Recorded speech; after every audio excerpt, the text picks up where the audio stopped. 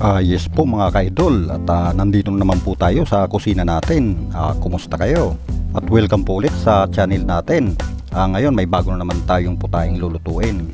At madali lang po to, kaya umpisa na po natin. Una po, pakuluan natin ang karne sa loob ng 30 minutes. Sa unang kulo po, maglagay po tayo ng pork cubes.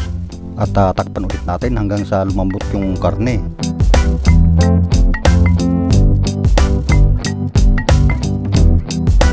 At pag malambot na po yung karne, hanguin na po natin siya.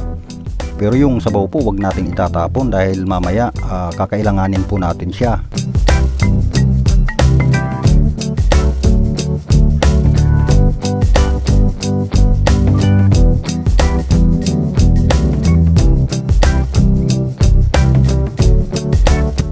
At ngayon maglagay tayo ng mantika sa kawali.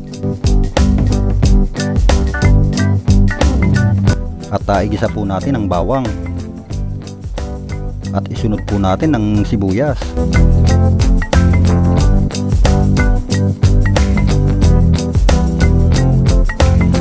Pagkagisa natin sa bawang sibuyas, ilagay na po natin yung pinalambot nating karne.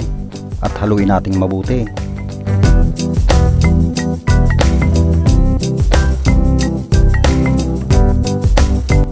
At pagkahalo natin, maglagay po tayo ng crack na paminta. Isunod natin po yung bitchin. At maglagay din tayo ng ginisa mix. At nor liquid seasoning, yung original po. At haluin ulit nating mabuti.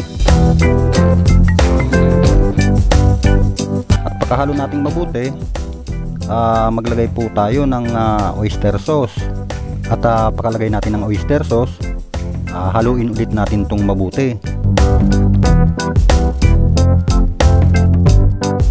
At pagkahalo natin yung tinabi nating pinagpakuluan ng baboy, ibuhos na po natin siya. At hayaan lang natin siyang kumulo hanggang sa medyo matuyo yung sabaw niya. At maglagay po tayo ng kaunting asukal. Tsaka haluin ulit natin to. Ngayon pagkahalo nyo po, pwede nyo na pong ilagay yung Alaska Evaporada. At haluin ulit natin tong mabuti para hindi po mamuo yung gatas.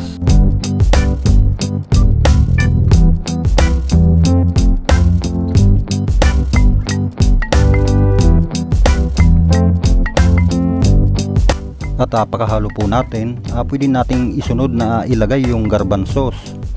At magantay na lang po tayo na medyo matuyo yung sabaw niya. Yan po, ganito lang po kasimple ang lutong to, pero ang sarap. At sa lahat po pala na nakapanood na ng video, maraming salamat po sa inyong lahat. At hanggang sa susunod nating mga bagong i-upload na video.